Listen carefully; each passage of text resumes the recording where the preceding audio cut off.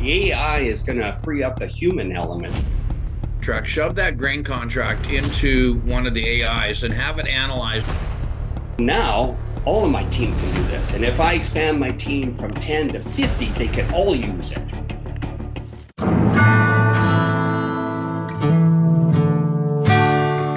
And so what I did is I compiled absolutely all the information that I know from these. So I got 400 pages of knowledge from the Real Estate Commission. I got 400 pages of knowledge from the Association of Saskatchewan Realtors and also FinTrack. So what I did is I combined that into a GPT. That's the knowledge in there.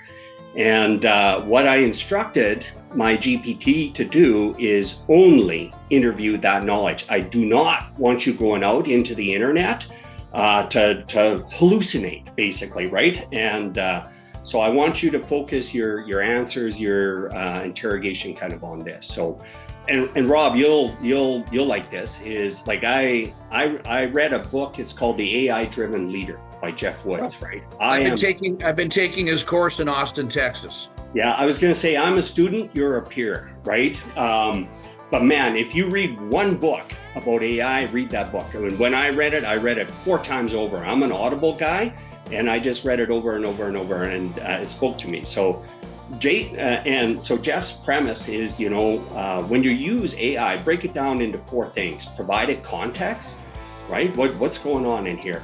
Give it a role. It can act as an expert or do whatever you want to do, right? And then have it interview you. So have it ask you questions one at a time. And that's where the real gold is, because it will bring out your biases, your blind spots, what your assumptions are, that sort of thing. And then give it a task, right? This is the, so it's really an algorithm. It's no different than building a spreadsheet in Excel. It's just AI, only it's so much more powerful. So yeah, it's AI-Driven Leadership by Jeff Woods, GEOFF. And what you just talked about is CRIT, context, role, interview, task. Yeah. Isn't it counterintuitive to read a book about AI? No, because it's still that human element, right? And that's the thing that we're never going to lose, is that AI is going to free up the human element to achieve more of what they're capable of. Is it though, Tim? We were talking about this and how we're both like 6 a.m. to 9 p.m. every day. And, I think we need to do another show about, the other side of this. But so, Dan, to pick up on what Tim said, this is really important for farmers.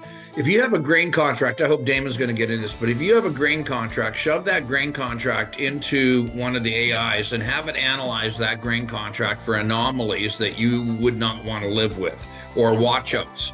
And that's a really good way to use AI is to dissect legal documents. Yeah. Love it. Well, so we heard from Rob, and his number 1 pick was use complexity. It's an aggregator. Perplexity. Start with perplexity. If you're perplexed about AI, is a great start. Okay, and then Tim, I love this, how you're offloading. I mean, how fun is compliance? Do you know people that love, do you have compliance lovers? Do people that want to, well, I'm sure they all the time? Yeah, but they're like a fun party. We're going to the compliance party by the water cooler. I can't stand this.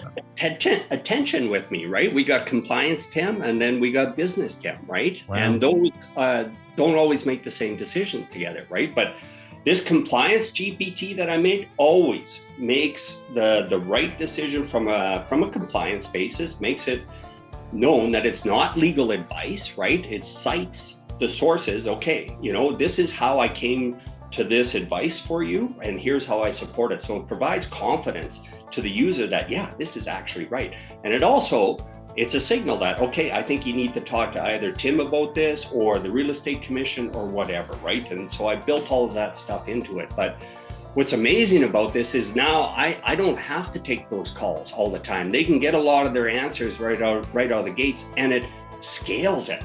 So now all of my team can do this. And if I expand my team from 10 to 50, they can all use it, right? Did you have a compliance officer before? Yeah, it was Tim. Oh, wow. Yeah. No fair. So you're able to tell the team now, well, you able to share that GPT then, and they can message it on their phone or in their computer and say, am I compliant with Yeah. the boss? So yeah, the instructions are ask the GPT before you come to me, right? See if you can get the answer, and if there's a complication, then give me a shout, right? And then they can actually share that thread with me so I can see what the questions were that they asked and kind of follow it through. So for me, it is systemizing how we think and make decisions, right? And that is one of the toughest things to do with your team, right? Is to provide that consistency.